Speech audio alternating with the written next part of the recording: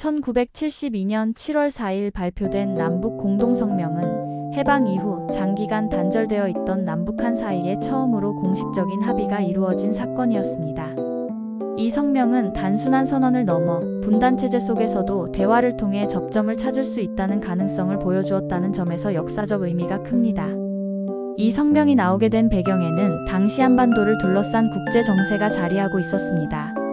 1970년대 초는 미중 관계가 개선되고 미소 대탕트가 전개되던 시기로 냉전 구도가 완화되는 흐름 속에서 남북 모두 외교적 활로를 모색할 필요가 있었습니다.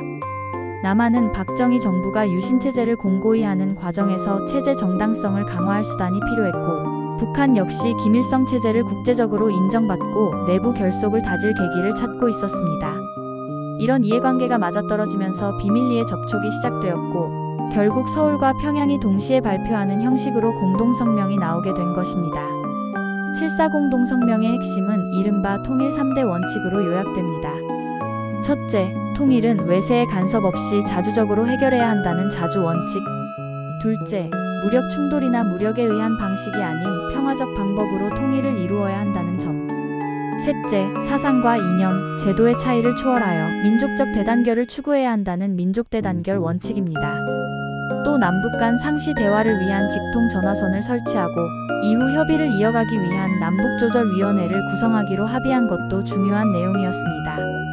이 성명이 가지는 의미는 무엇보다도 남북 대화의 출발점이 되었다는 데 있습니다.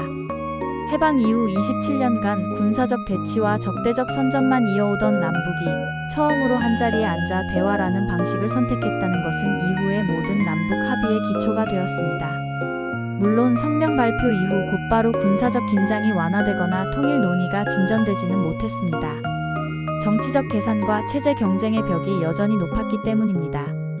그러나 7.4 공동성명은 대화 없이는 남북관계도 진전될 수 없다는 교훈을 남겼고, 이후 1991년 기본합의서, 2000년 6.15 공동선언 등으로 이어지는 길을 여는 첫 이정표가 되었다는 점에서 역사적 의의가 큽니다.